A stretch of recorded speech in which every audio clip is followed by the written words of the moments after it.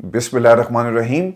अस्सलाम वालेकुम नाज़रीन, मैं हूं इरफान हाशमी और आपको प्रोग्राम में खुशामदीद कहता हूं। तारीफ़ी उस रब्बुल इज़्ज़त के लिए जिसकी तरफ हम सबको लौट कर जाना है और जिसके हुजूर हम सबको एक दिन पेश किया जाएगा।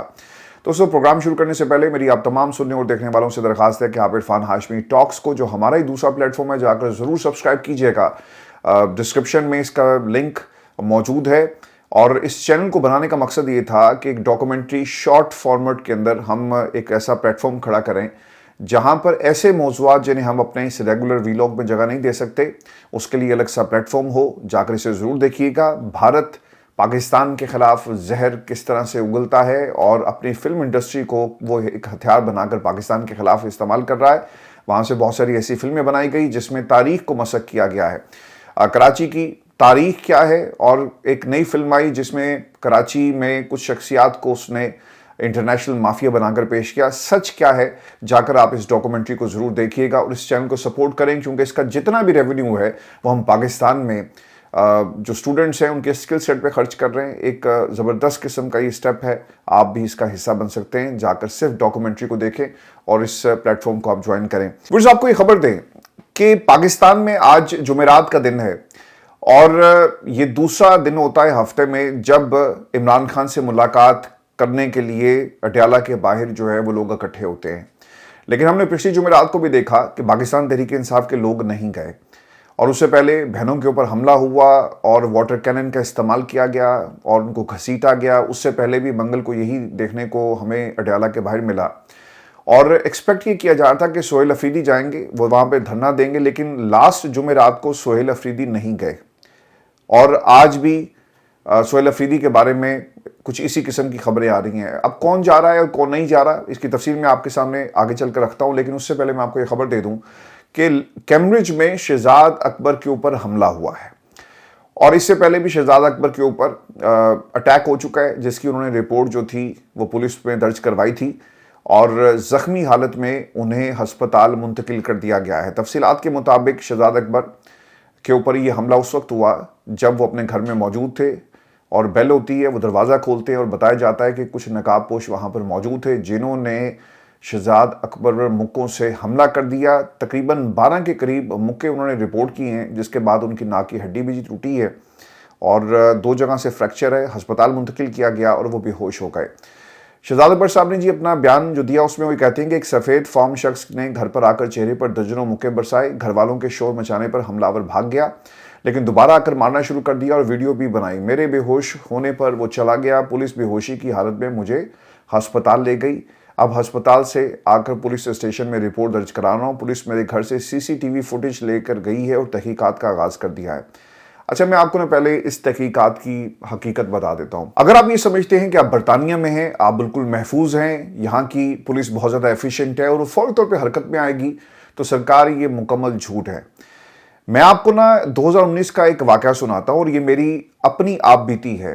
2019 में हम एक प्रोग्राम किया करते थे एक टेलीविज़न चैनल के लिए और ताहिर खान मेरा कैमरामैन था। साउथ हॉल में ये रिकॉर्डिंग जारी थी। 100 से ज़ायद ना हमने एपिसोड्स इस प्रोग्राम की रिकॉर्ड की हैं बरतानिया के अंदर और ये वाहिद रोड शो था किसी पाकिस्तानी टेलीविज़न चैनल का। अभी भी आप जाकर उसको देख सकते हैं। ताहिर खान और मैं साउथ हॉल में रिकॉर्डिंग कर रहे थे। एक दुकान में हम दाखिल होने लगे और रिएक्शन लेने के लिए किसी मौजू के ऊपर, तो मुझे अच्छी तरह याद है कि 2 नौजवान हमारी तरफ लपके और उनके हाथ में चाकू थे। उन्होंने चाकुओं से हमारे ऊपर हमला किया और वो ट्राउज़र से उन्होंने ऐसे करके चाकू निकाला। आसपास CCTV फुटेज भी मौजूद थी और जो इसके अंदर एविडेंस था, हमारे कैमरे में उनके चेहरे बाकायदा रिकॉर्ड हो गए। यानी ये 2 फुट के फासले पर जब उन्होंने हमारे ऊपर हमला किया, वो रिकॉर्ड आज भी उस टेलीविज़न चैनल की आर्काइव्स में कहीं पड़ा होगा। तो सब कुछ रिकॉर्ड हो गया। वो वहाँ से चले जाते। मैंने फ़ोन किया पुलिस को और उन्हें बताई अपनी लोकेशन। तो वो मुझे पता क्या कहते हैं, हम कहते हैं कि इस वक्त हम बहुत ज़्यादा बिजी हैं, आप ऐसा करें कि यहाँ पास ही पुलिस स्टेशन है, वहाँ पर जाकर अपनी कंप्लेंट लिखवा दें। तो अगर जहाँ तक किसी के आने का ताल्लुक है तो फिलहाल कोई आ नहीं सकता। ये पुलिस वालों के अल्फाज थे। और फिर उन्होंने मुझसे मेरा नंबर ले लिया और फिर उन्होंने कहा कि हम आपके will get back to you, ये उसके अल्फाज थे। अच्छा दोस्तों, हमें ही लगा कि शायद पुलिस अभी पहुंच जाएगी, लेकिन हम कई घंटे वहाँ पे इंतज़ार करते रहे, लेकिन पुलिस नहीं आई। 1 दिन गुजर गया, 2 दिन गुजर गए, तीसरे दिन मेरे फ़ोन के ऊपर पुलिस ने रब्ता किया और उन्होंने उससे मेरी लोकेशन पूछी। मैंने उनको बताया जी कि मैं इस वक्त टेलीविजन चैनल के दफ्तर में बैठा हूँ, तो आप आ जाएं। तो 2 पुलिस वाले, एक खातून पुलिस वाली और एक मेल जो पुलिस वाला था, वो वहाँ पे आए। ऑफिसर्स दोनों ने मुझसे मेरा इंटरव्यू लिया, पूछा कैसी उनकी, मैंने उनको वीडियो दिखाई। तो वो देखने के बाद मुझे कहते हैं कि मुश्किल होगा, हमें नहीं पता कि शायद हम इसको ढूंढ सकें। ये उसके अल्फाज से, उससे मुझे ऑफ द रिकॉर्ड ये सारी बातें कही। उसने कहा कि शक्ल से लगता है कि नौजवान है, इनका मुस्तकबिल ख़राब हो जाएगा, तुम देख लो तुमने क्या करना है। और वो इन्वेस्टिगेशन, मेरे पास आज भी उसका लेटर मौजूद है, वो इन्वेस्टिगेशन हमेशा के लिए बंद कर दी गई, बग़ैर किसी तहकीक के, बग़ैर किसी के पीछे जाकर कि आप उनको पकड़ते। उन लोगों ने, वो चाकुओं से हमला हुआ हमारे ऊपर। मुझे आज भी याद है कि जिस तरह ना उसने चाकू ऐसे करके निकाला, तो मेरा जो कैमरामैन था ताहिर खान, उसने वो कैमरा जो था उसकी तरफ कर दिया, तो उसका सारा चेहरा, उसकी जो पूरा अटैक था उसके अंदर रिकॉर्ड हो गया। तो बरतानिया के अंदर सर, यहाँ पर आप मुल्कों की बात कर रहे हैं, तो ये लोग कभी भी नहीं पकड़े जाएंगे। अब वो शख्स कौन था, कहाँ से आया, उसकी इन्वेस्टिगेशन होती है और पुलिस इसे कितना ज़्यादा संजीदा लेती है, ये इंतहाई अहम सवाल होगा। लेकिन इसके ऊपर क्लाइव स्मिथ ये कहते हैं, जो कि एक नामवर वकील, उन्होंने लिखा कि मेरे दोस्त और इंसानी हकूक़ के सीनियर वकील, पाकिस्तान के साबिक वज़ीर बराए एहतसाब शहजाद अकबर पर आज एक बार फिर इंग्लैंड में हमला किया गया। गुंडे ने उनके घर का दरवाज़ा खटखटाया और सामने आते ही उनके चेहरे पर तकरीबन 20 मुक्के मारे, जिसके नतीजे में उन्हें अस्पताल मुंतकिल करना पड़ा।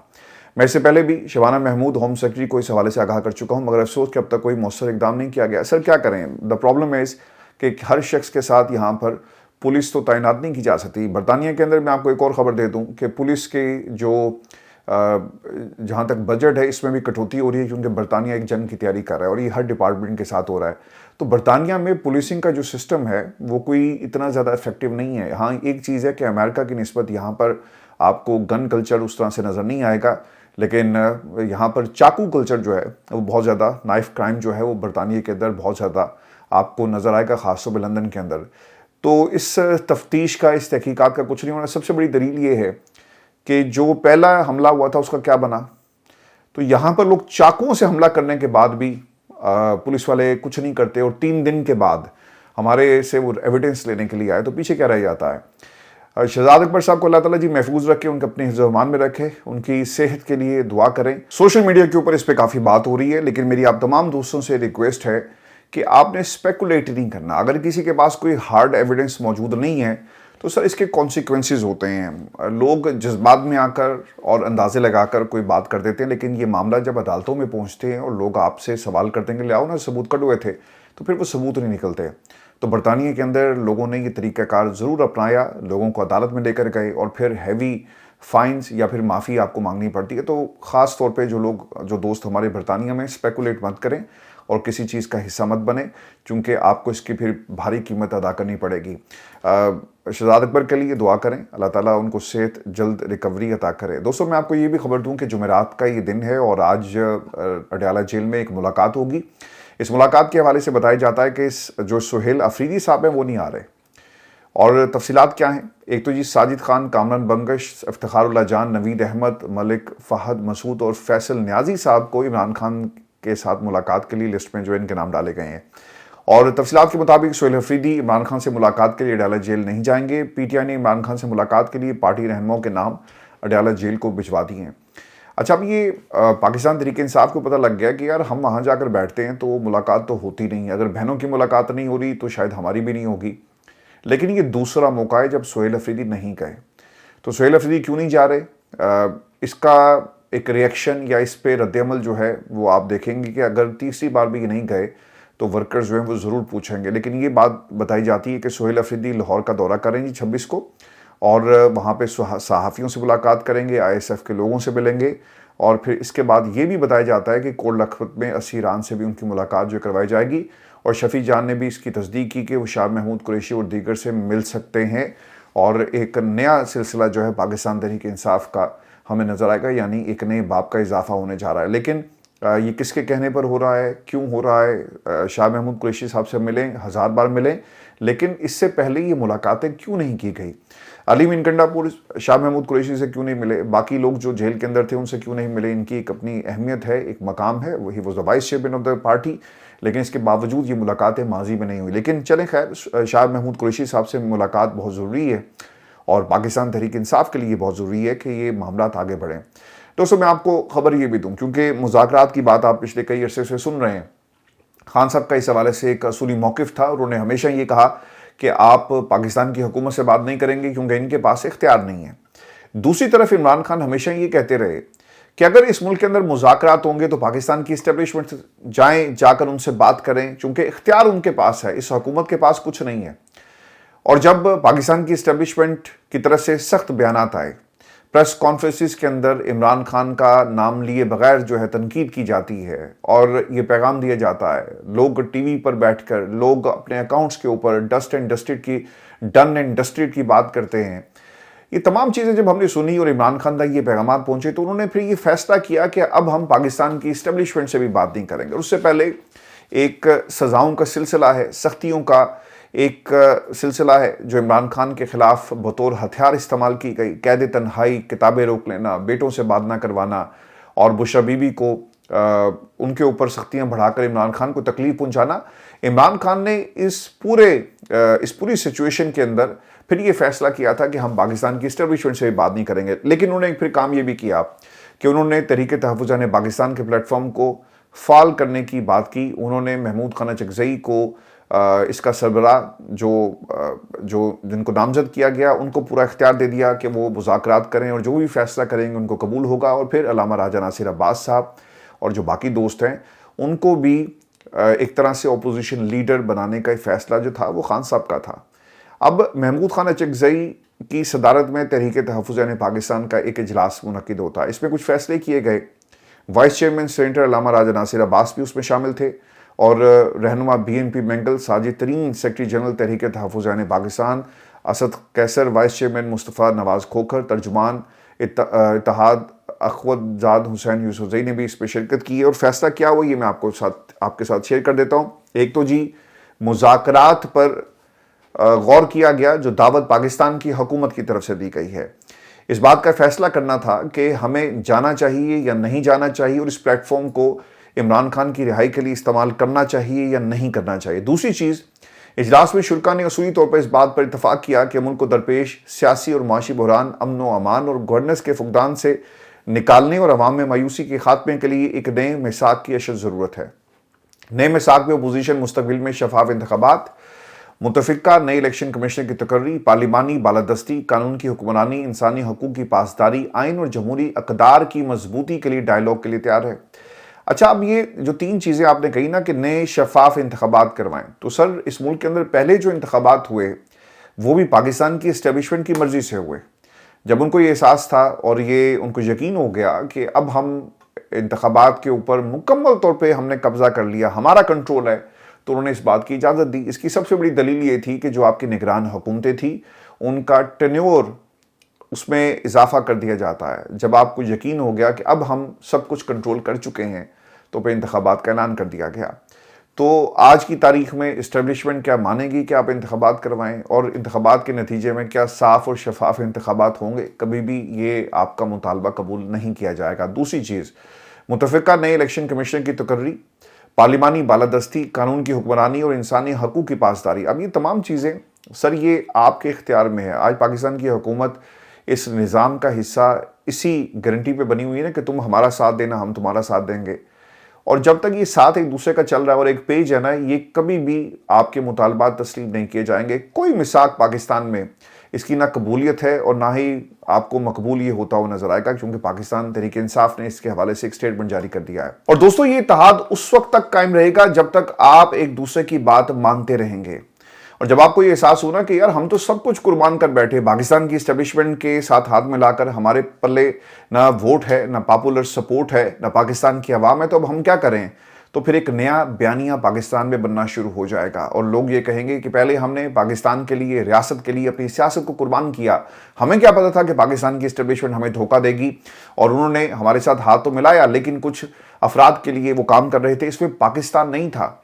और ये बयानिया बहुत जल्दी बनते हुए आप देखेंगे। बाबूजी ये खामोश नज़र आते हैं ना, बहुत जल्दी ये बयानिया बनाएंगे और फिर नारा ये लगेगा कि हमने माजी में रियासत के लिए सियासत को कुर्बान किया, आज एक बार फिर हम अपने लिए नहीं बल्कि रियासत के लिए अपनी सियासत को कुर्बान करते हुए तस्लीम करते हैं कि हम माजी में गलत थे। तो लिहाजा आओ दोबारा जमहूरियत के सफ़र का नया आगाज़ करते हैं। तो ये एक सूरत बन सकती है इत्तेहाद के टूटने की। दूसरी सूरत ये होगी कि पाकिस्तान की इस्टेब्लिशमेंट नैपीस बदलती बदलती अगर तंग आ जाए तो वो कहेगी कि यार ये भी नालायक हैं, ये कुछ नहीं कर सकते, और आपको फिर किसी और सियासी जमात में पाकिस्तान का मुस्तकबिल नज़र आना शुरू हो जाए। तो जब तक सर ये इत्तेहाद कायम है, ये मुज़ाकरात नहीं होंगे। ये सिर्फ एक धोखा है, फरेब है, जो अंगेज करने के लिए, इमरान खान का वक्त ज़ाया करने के लिए, इस मुल्क का वक्त ज़ाया करने के लिए सब कुछ किया जाता है। एक अदालती महाज से वक्त ज़ाया हो रहा है, एक ये मुज़ाकरात से, जिसका कोई नतीजा कम अज़ कम मुझे निकलता हुआ नज़र नहीं आता। अब महमूद खान अचकज़ई की सदारत में जो बातें हुई हैं, और इसके साथ साथ एक और इन्होंने बात की कि ठीक है मुज़ाकरात हम करेंगे, लेकिन अगर आप ये समझते हैं कि एहतजाज से हम पीछे हट जाएंगे तो हम एहतजाज से पीछे किसी सूरत नहीं हटेंगे। इधर मुज़ाकरात होंगे, ऑफर हम कबूल कर रहे हैं, लेकिन दूसरी तरफ हम एहतजाज भी उसी तरह जारी रखेंगे। देखें, ये तहरीक तहफ़्फ़ुज़ पाकिस्तान के प्लेटफॉर्म पे अगर तहरीक इंसाफ नहीं होगी तो फिर इसकी क्या हैसियत है। अब आप दोस्त भी कंफ्यूज होंगे कि खान साहब कहते हैं कि जो फैसला करेगा वो अचकज़ई करेगा, अल्लामा राजा नासिर अब्बास करेंगे, और तहरीक इंसाफ क्या कह रही है ये सुने। तहरीक इंसाफ की तरफ से जो बयान आया और उन्होंने जो एलामिया जारी किया है, वो ये कहते हैं कि पीटीआई किसी भी सूरत हुकूमत के साथ बातचीत में शामिल नहीं होगी। हुकूमती पेशकश दोगलापन और मुतज़ाद मौक़िफ़ की हामिल है, आवाम को बेवकूफ़ बनाना चाहते हैं। यानी अगर कोई मुज़ाकरात शुरू हो गए तो वह महमूद खान अचकज़ई, अल्लामा राजा नासिर अब्बास की क़यादत में तहरीक तहफ़्फ़ुज़ पाकिस्तान के प्लेटफॉर्म से शुरू किया जाएगा। इसका तहरीक इंसाफ से कोई ताल्लुक़ नहीं है। तो ये फ़ैसला आपको करना होगा कि मुज़ाकरात के अंदर तहरीक इंसाफ जाएगी या नहीं जाएगी, क्योंकि आपका वोटर, आपका सपोर्टर कन्फ्यूज़ है, और लगता ऐसा ये है कि अल्लामा राजा नासिर अब्बास, महमूद खान अचकज़ई और बाकी दोस्त जो तहरीक तहफ़्फ़ुज़ पाकिस्तान से इमरान खान की रिहाई की बात करते हैं, मुझे ऐसा लग रहा है कि अगले कुछ दिनों के अंदर तहरीक तहफ़्फ़ुज़ पाकिस्तान के इस प्लेटफॉर्म से तहरीक इंसाफ की क़यादत ला ताल्लुकी का ऐलान भी कर देगी, अगर ये मुज़ाकरात आगे बढ़े और कुछ कमिटमेंट जो हैं वो लेने की बात होती है। तो शेख वकास साहब ने आकर ये बातें कही हैं, इस पर भी ज़रूर कमेंट कीजिएगा। वैसे तो शेख साहब एक्टिव नहीं होते, लेकिन वो एकदम से ज़रूर एक्टिव हो गए हैं। आपको दोस्तों एक खबर मैं ये भी दूँ, और हुकूमत मुज़ाकरात क्यों कर रही है, इसके पीछे जो हुकूमती सर्कल्स हैं, मेरी आज 2-3 लोगों से बात हुई, वो ये बताते हैं कि जो पाकिस्तान में इंसानी हकूक़ की बार बार बात हो रही है ना, और कहा ही जा रहा है कि खिलाफ वर्जी है, हुकूमत के ऊपर से ही दबाव बढ़ रहा है। आपको जवाब देना पड़ता है। अगर एक इंटरनेशनल यूनाइटेड नेशन की रिपोर्टर उसके ऊपर एक अपनी तहफ़्फ़ुज़ात का इजहार करती है और मुतालबा करती है कि ज़रा जेल का दरवाज़ा खोलो, जाने दो, देखें ज़रा इमरान खान के हालात क्या हैं, और दरवाज़ा नहीं खुलता, तो इसके ऊपर ऐसा नहीं होगा कि खामोशी होगी। अगर दरवाजे नहीं खुलते और मुतालबात जो किए जा रहे हैं ये पूरे नहीं होते, तो फिर ये करारदादों की शक्ल में भी मामला आगे बढ़ सकता है। तो पाकिस्तान की हुकूमत, शहबाज शरीफ साहब की हुकूमत के ऊपर काफ़ी ज़्यादा दबाव है, क्योंकि ये कोई आम बंदा तो नहीं था जिसे आपने जेल में बंद कर दिया और उससे मुलाकात भी नहीं होगी, उसके हालात भी आप नहीं देख सकते। हाँ, इस वक्त आपकी ज़रा गुड्डी चढ़ी हुई है, अमेरिका से आपके ऊपर प्रेशर नहीं है, यूनाइटेड नेशन सिर्फ सवाल कर रहा है, उसी तरह जिस तरह वो कश्मीर या फ़लस्तीन के बारे में सवाल करता है और कुछ नहीं होता, करारदादें मिलती हैं। लेकिन अगर वक्त बदल गया तो सर फिर आपका क्या होगा। ये डोनाल्ड ट्रंप का तो सर काउंटडाउन शुरू हो चुका है, और काउंटडाउन ऐसा है कि इसके साथ पाकिस्तान में भी जो सपोर्ट है वो भी ख़त्म होगी, और देखना ये होगा कि आने वाली जो हुकूमत है वो डोनाल्ड ट्रंप की जमात को मिलती है, कॉन्टीन्यूटी नज़र आएगी, या फिर पाकिस्तान के लिए मुश्किलात होंगी। जब मैं इसे पाकिस्तान, तो मेरे इससे मुराद मेरी पाकिस्तान नहीं है, इससे मुराद मेरी वो लोग हैं जो इस पाकिस्तान की हुकूमत को कंट्रोल कर रहे हैं। मैं आपको ये भी खबर दूँ, इस्टेब्लिशमेंट का मौक़िफ़ इस हवाले से क्या था, बड़ा क्लियर वहाँ पर आपको एक जवाब मिलेगा इन मुज़ाकरात को लेकर। लास्ट प्रेस कॉन्फ्रेंस हुई थी DGI SPR की, जिसमें उन्होंने क्या कहा था, और ये इस बात का सबूत है कि अब पॉइंट ऑफ नो रिटर्न पर बात पहुंच चुकी है। यहां से मुज़ाकरात कामयाब नहीं हो सकते, और ना ही इमरान खान को माइनस जो है वो किया जा सकता है। अगर आप मुज़ाकरात नहीं करते कोई बात नहीं, लेकिन अगर कोई ये कहता है कि इमरान खान को माइनस करेंगे, तो सर ये भी मुमकिन नहीं है। और जब मुज़ाकरात की मेज़ पर बैठा जाता है ना, तो दोनों तरफ से कुछ ऑफर्स होती हैं, एक्सेप्टेंस होती है, किसी न किसी चीज़ की, कुछ लो और कुछ दो की बात होती है। इमरान खान का तो एक ही मौके में कि रिहाई करो। जब रिहाई हो गई तो फिर क्या होगा, फिर केसेस नहीं चलेंगे बल्कि तहरीक चलेगी, और जब तहरीक इमरान खान अब चलाएगा ना, और जब वो मैदान में आकर उसने पहली अपनी एंट्री करनी है पाकिस्तान की आवाम के अंदर, तो फिर एक इनकलाब होगा। आपने ऐसे मनाजिर दुनिया की तारीख में नहीं देखे होंगे जो ये मनाजिर आपको देखने को मिलेंगे। अल्लाह ताला वो दिन लेकर आए इस मुल्क के अंदर जब हम जमहूरियत को पाकिस्तान में तहरीक चलाते हुए देखें। और जब मैं जमहूरियत की बात करता हूँ तो इससे मुराद इमरान खान है, क्योंकि इमरान खान की जो कोशिश है वो अपने लिए नहीं है। मैं आपको 10,000 दफ़ा आपके सामने ये दलील रख चुका हूँ कि अगर इमरान खान चाहते तो बहुत आसान था एक हुकूमत लेना, जनरल बाजवा को एक्सटेंशन देकर अपनी मर्जी की हुकूमत बना लेना। अपनी पंजाब की हुकूमत वो कुर्बान ना करता, अपनी KPK की हुकूमत वो कुर्बान ना करता, अपनी मरकज़ की हुकूमत कुर्बान ना करता। वो चाहता तो बहुत कुछ हो सकता था। वो चाहता तो पाकिस्तान पीपल्स पार्टी के साथ मिलकर हुकूमत भी बना सकता था, जिसकी खुद तहरीक पीपल्स पार्टी जिससे इत्तेफाक करती है कि हमने तो आपको कहा कि आए हुकूमत बनाएं। इमरान खान के पास इतनी सारी अपॉर्चुनिटीज़ थी, लेकिन इमरान खान ने ये फैसला कर लिया। हम खुद कहते रहे इस प्लेटफॉर्म पर बैठ के कि खान साहब को सोचना चाहिए, लेकिन उन्होंने कहा कि नहीं। वो मामलात को अब उस नुक्ते पर ले गए जहाँ से या तो इमरान खान ऑब्वियसली एक इनकलाब बर्पा करेंगे, जो कि आहिस्ता आहिस्ता पाकिस्तान में हमें नज़र आ रहा है, या फिर पाकिस्तान की जो इस्टेब्लिशमेंट है वो इसी तरह उनको जेल में रखेगी। लेकिन कब तक रखेगी, ये सबसे अहम सवाल है। दूसरी तरफ जी, जो कोर कमांडर कॉन्फ्रेंस हुई, इसके आम नकात, इसके इशारे क्या हैं, इंडिकेटर्स क्या हैं, ये भी मैं आपके साथ शेयर कर देता हूँ। And this is the second clue और द एविडेंस, जिसमें मुज़ाकरात की तरफ जो जा रहे हैं, ये मुज़ाकरात नहीं होंगे, सिर्फ वेस्ट ऑफ टाइम है। फोरम ने दहशतगर्दी, जराइम, मखसूस सियासी मफादात के गठजोड़ को दो टोक अंदाज में मुस्तरद करते हुए, अब ये जो लफ्ज़ है ना कि मखसूस सियासी मफादात के गठजोड़ को दो टोक अंदाज में मुस्तरद करते हुए वाज़े किया कि ऐसे नासिक कौमी सलामती के लिए बराह रास्त खतरा है। फोरम ने इस अज़्म का अदा किया कि कौमी वहदत, सलामती और इस्तेहकाम को नुकसान पहुँचाने वाली किसी भी बदनीयती, चाहे वो सियासी हो या किसी और नौईयत की, हरगिज़ बर्दाश्त नहीं किया जाएगा और अफवाज पाकिस्तान और अवाम के दरमियान दरार डालने की किसी भी कोशिश को नाकाम बनाएंगे। सर, हम अपनी फ़ौज से प्यार करते हैं। मुझे नहीं लगता कि पाकिस्तान के अंदर कोई ऐसा शख्स होगा जो अपनी फ़ौज से प्यार ना करता हो। जब भारत ने पाकिस्तान के ऊपर हमला किया तो इसकी सबसे बड़ी दलील है, और लोगों ने ये नहीं कहा कि मैं फ़लाँ सियासी जमात का हूँ, लोगों ने कहा कि मैं पाकिस्तानी हूँ और मैं अपनी फ़ौज के साथ लड़ूंगा। आपने जज्बे देखे, हमने तो 65 की जंग के जज्बे सुने थे कि लाहौर पे जब हमला हुआ तो लोग किस तरह से पहुंच गए। आपने लाहौर पर दोबारा हमला किया, ड्रोन मारे, हमारे घरों पर भी आकर गिरे, और हमारे बच्चे स्कूल जा रहे थे तो रास्ते में ड्रोन गिर जाते थे। ये मनाजिर थे जो पाकिस्तान में रिपोर्ट हुए। लेकिन आवाम क्या कर रही थी? आवाम, इस कौम से तुम कैसे लड़ोगे जो अपने मुल्क के लिए मर मिटने के लिए तैयार हो जाती है। ये सबूत दुनिया को मिल गए कि यार ये बड़े कोई जज्बाती जुनूनी लोग हैं। यहाँ से ड्रोन गिरता है और लोग मोटरसाइकिलों पर ड्रोन को उठाते हैं और ले जाते हैं और कबाड़ की दुकान पर जाकर बेच देते हैं। तो इससे ज़्यादा दलील क्या होगी कि लोग अपनी फ़ौज से, अपने मुल्क से कितना प्यार करते हैं। तो खुदा के लिए, किसी के लिए लोगों में गद्दारी के सर्टिफिकेट बांधना बंद कर दें। मैं तो आज भी फ़ख्र से कहता हूँ कि भारत के अंदर सर हमारे ऊपर मुकदमा हो गया, वहाँ की पुलिस ने यूट्यूब से और बाकी लोगों से राब्ता करके हमारे चैनल को बैन कर दिया। इससे बड़ा सर्टिफिकेट क्या होगा कि हम अपने वतन से कितना प्यार करते हैं। सर, हमारे तो खून के अंदर कुर्बानी है। और दोस्तों, मुझे ना इस बात पे बड़ा फ़ख्र है। अल्लाह जन्नत नसीब करे, मेरे नाना जो हमें किस्से सुनाते थे, हमने तो वो कहानियाँ सुनकर हम बड़े हुए कि किस तरह 14 गाड़ियों को मुकम्मल तौर पे जितने भी लोग थे शहीद कर दिया गया। नाना मेरे थे, वो लाशों के नीचे कहीं छुप गए और बच गए और पाकिस्तान वाल्टन जहाँ पे कैंप लगा पहुँच गए। तो सर, गद्दारी के सर्टिफिकेट लोगों में तकसीम करना बंद करें, और ये पाकिस्तान के लिए ठीक नहीं होगा। कॉन्फ्रेंस में बलूचिस्तान में खुसूसी तरक्याती इक़दाम को सराहा गया जो मकामी लोगों की बाख्तियार समाजी रवाबित और अवामी शमूलियत के ज़रिए दहशतगर्दी से जुड़े गवर्नेंस के मसाइल के पायदार हल की जानिब मौसर कदम है। शुरा ने इस अमर पर जोर दिया कि इसी नौयत के अवाम दोस्त और तरक्याती इक़दाम खैबर पख्तूनख्वा में नागुज़ूर हैं ताकि नेशनल एक्शन प्लान के तहत पायदार अमन और इस्तेहकाम को यकीनी बनाया जा सके। अल्लाह करे जी हमारे हालात बेहतर हों। मैं आपको ये खबर ये भी दे दूँ कि जनरल साहब की तहकीकात की ये बात है, और ये जनरल साहब हैं जी, जनरल बाजवा। कुछ दिन पहले उनकी बार्सिलोना में कुछ तस्वीरें जी वायरल हुई। वो एक जगह गए हुए हैं और वहाँ पे वो लोगों के साथ मिलकर किसी रेस्टोरेंट में शायद खाना खा रहे हैं।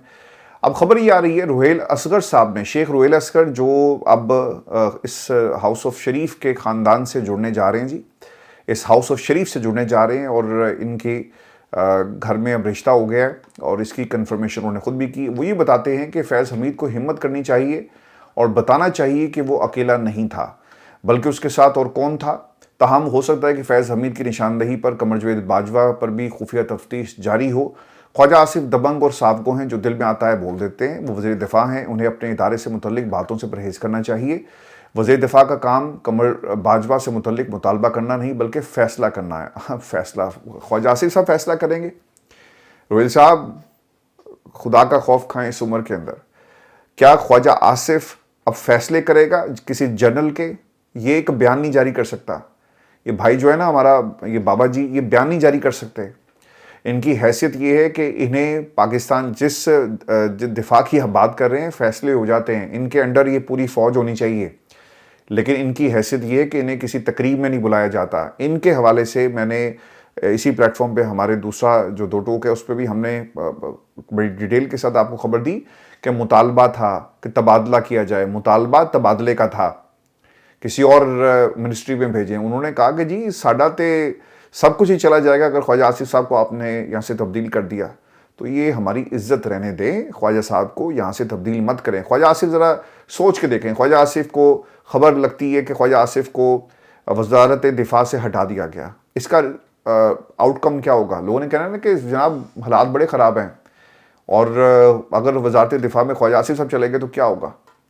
लेकिन ये खबर बिल्कुल दुरुस्त है। इस्टेब्लिशमेंट की नापसंदीदा शख्सियात में इस वक्त ख्वाजा आसिफ हैं, चूँकि वो जनरल बाजवा के एहतसाब की बार बार बात कर रहे हैं और जिस टेलीविज़न चैनल के ऊपर भी गुफ्तगू होती है, चाहे ख्वाजा आसिफ के अलावा भी जो लोग बात कर रहे हैं जनरल बाजवा के एहतसाब की, उन्हें कदर की निगाह से नहीं देखा जा रहा बल्कि नफ़रत की निगाह से देखा जा रहा है। और जनरल बाजवा के एहतसाब की बात जो थी वो नवाज शरीफ साहब ने भी की और अपने पहली पब्लिक अपीयरेंस में काफ़ी महीनों के बाद उन्होंने कहा कि एहतसाब करें, इमरान खान को लाने वालों का एहतसाब करें। यार इमरान खान को लाने वालों का एहतसाब तुमने करना है, करो ना जनरल जलानी से ये काम शुरू। सरिया लगाते लगाते लोग जो हैं वो मुल्क के 3 दफ़ा वज़ीर-ए-आज़म बन जाते हैं। करो सिलसिला फिर शुरू इस मुल्क के अंदर। अगर एहतसाब होना है फिर सबका होगा और फिर करें एहतसाब। पाकिस्तान में 2018 के अंदर किस तरह इमरान खान की सीटें कम की गई, ये कहते हैं ना कि डब्बे भरे गए आरटीएस, चलें ठीक है सबूत लेकर आए ना फिर। लेकिन ये हकीकत है दोस्तों कि 2017 2018 के बाद 2024 के जो इलेक्शंस थे इसमें 17 सीटों वालों को किस तरह से आपने नवाजा। रिपोर्ट का इंटरनेशनल रिपोर्ट्स के ऊपर भी इंटरनेशनल एस्टेब्लिशमेंट कैसे काम कर रही थी वो भी अब हकाइक दुनिया के सामने आ रहे हैं। जस्टिस साकिब निसार का जी एक बयान काफ़ी अरसे के बाद जस्टिस साहब साकिब निसार साहब मंजर पे आए। ब्रॉडशीट स्कैंडल जब बना और जुडिशल कमीशन बना और फिर उसके बाद जो इनकी ऑडियो आई, एक फेक ऑडियो थी जिसको टुकड़ों के ज़रिए तैयार किया गया, उसका फोरेंसिक हमने करवाया, शहीद अरशद शरीफ ने भी करवाया, गैरेट डिस्कवरी, और फिर गैरेट डिस्कवरी ने मेरे ख़िलाफ़ एक बहुत बड़ी कैंपेन भी चलाई ट्वीट कर करके कि हमारा मौक़िफ़ नहीं लिया। बाद में वो भाग गए। साकिब निसार साहब के साथ मेरी काफ़ी गुफ्तगू रही उस दौरान और उन्होंने कुछ बातें अब कही हैं। वो ये कहते हैं कि कानून की हुक्मरानी सबसे अहम चीज़ है, अदलिया आज़ादी से काम करेगी तो मुल्क की समत दुरुस्त होगी। क्या हम आने वाली नस्लों को बचाने के लिए अपना फ़र्ज़ अदा कर रहे हैं? पाकिस्तान को इस वक्त पानी की कमी का सामना है। क्या आज आपको बुनियादी हकूक़ मिल रहे हैं? बुनियादी हकूक़ नहीं मिल रहे तो किसने उनका तहफ़्फ़ुज़ करना है? तमाम जजेज़ ने बुनियादी हकूक़ का तहफ़्फ़ुज़ करने की कसम उठाई। इलेक्शन शफाफ नहीं तो जमहूरियत का वजूद नहीं। क्या कोई रियासत बग़ैर आइन से के रह सकती है? मैंने अपने दौर में तमाम फैसले लोगों की फ़लाह के लिए। ये बात देखिए, मैं आपको एक बात बताता हूँ। अब इन्हें हिस्ट्री कैसे जज करेगी ये आने वाला वक्त बताएगा। लेकिन मुझे ना एक दफ़ा साकिब निसार साहब ने कहा कि बेटे मेरा ये काम तो नहीं है ना कि मैं जाकर लिफ्टें चेक करता हूँ, मैं अस्पतालों में जाता हूँ, ये मेरा काम है करने का। ये हुकूमतों का काम है, हुकूमतें अपना काम नहीं करती। ये मेरा काम है कि मैं जाकर किसी अस्पताल में डॉक्टर की कारकर्दगी के ऊपर सवाल उठाऊँ, मैं जाकर किसी भी महकमे में वहाँ पर देखूँ कि नलकों में पानी आ रहा है कि नहीं आ रहा। तो ये मेरा काम तो नहीं है, ये तो हुकूमत का काम है। लेकिन हुकूमत अपना काम नहीं करती। सर ये दौर कोई भी हो, हुकूमतें कभी भी अपना काम नहीं करती। पाकिस्तान के अंदर जब लोगों ने कानून पास करके उनका ये ख्याल था कि वो शायद कुछ लोगों को रिलीफ देंगे, ये क्लेम किया जाता है। अब उसका भी एक रिएक्शन आ गया। लोगों का ख्याल था कि एहसन भोन साहब तो हमारे हैं और एहसन भोन साहब, सर एहसन भोन साहब ने बता दिया कि वो आपके नहीं हैं, वो जिनके हैं उन्होंने पैगाम भी पहुंचा दिया। मरीम नवाज को बैक फुट पर जाना होगा। कौन कह रहा है? एहसन भोन साहब। मरीम नवाज को बैक फुट पर जाना होगा। मुल्क जिद और अना से नहीं चलता। वो कहना ये चाहते कि सुबह अना और जिद से नहीं चलता, उन्होंने मुल्क कह दिया। ये वो वक्त नहीं जब खलील फाख्ता उड़ाया करता था। किसी जाहिल ने इनको प्रॉपर्टी ओनरशिप कानून का मुसद्दा बनाकर दिया और ये चीख रहे हैं। एहसन भोन ने मरीम नवाज को प्रॉपर्टी ओनरशिप कानून बनाकर देने वाले मुशीर को जाहिल करार दे दिया। तो sir moral of the story ये है कि आप जिनके लिए बहुत ज़्यादा कोशिशें कर रहे थे और वो आपके लिए कर रहे थे, आज उन्होंने भी जो आपके मुशीरान हैं उनको जाहिल करार दे दिया और उन्होंने बता दिया कि भाईजान साढ़े नाल पंगा ना लेना, बहन मेरी हमारे से पंगा ना लेना, अगर लेंगे तो पंगा सर फिर अच्छा नहीं होता। जैसा कि जो फजल रहमान साहब ने कहा कि मुझे कहा गया कि पंगा किसे कहते हैं, तो मैंने कहा कि पंगा लेकर देख लो, तुम्हें लग पता जाएगा। तो आज इस वक्त पंजाब हुकूमत की भी ये सूरत हाल है और मुझे हैरानगी नहीं है क्योंकि एहसन भोन साहब ये जो बातें कर रहे हैं ये मरीम के साथ सर वकला ने अगर आज ये किया ना, तो आने वाले दिनों में आपको दीगर सियासी जमातों की तरफ से भी इसी किस्म की आवाज़ जो सुनने को मिलेगी। क्योंकि ज़मीन सर मुल्क पाकिस्तान में एक ऐसा मामला है, एक ऐसा सब्जेक्ट है जिसके ऊपर बहुत सारे माफियाज जो है ना वो जुड़े हुए हैं और एहसन भोन का बोलना यकीनन इस बात की निशानदही है कि कुछ लोगों को ये फैसला पसंद नहीं आया और उन्होंने उसको रिवर्स करवा दिया और फिर ये फैसला इनको भी पसंद नहीं आया और फिर आलिया हमजा साहिबा को भी आलिया नीलम साहिबा जो चीफ जस्टिस हैं लाहौर हाई कोर्ट, उनको भी पसंद नहीं आया। उन्होंने भी कहा ना कि अगर ये कानून रह गया तो फिर आपसे जो जाती उम्र है वो भी कोई और लेकर चला जाएगा, तो उन्होंने उसको मुअत्तल कर दिया, जिसके ऊपर उन्होंने रिएक्शन दिए, जहाँ से ये लड़ाई बाकायदा शुरू हुई। अब जिस तरह से आलिया जो नीलम साहिबा हैं वो बातें कर रही हैं, मुझे तो डर ये है कि कहीं इनकी डिग्री भी लोग चेक ना करना शुरू कर दें। और पाकिस्तान के अंदर तो सर अब हर चीज़ ही 2 नंबर आ रही है, दूध से लेकर यहाँ पर डिग्री और हर चीज़ 2 नंबर है। यहाँ पे लोगों के ज़मीर भी 2 नंबर हैं, यहाँ पे लोग भी 2 नंबर हैं, यहाँ पे हुकूमतें भी 2 नंबर हैं। 2 नंबर हुकूमतों की 10 नंबरी आपको नज़र आएगी। लेकिन ख़तरा ये है कि जो chief justice Lahore high court हैं उन्हें अपनी डिग्री के बारे में जो है कंसर्न होना चाहिए, क्योंकि ये ना हो कि कुछ लोग इनकी डिग्री के पीछे पड़ जाएं।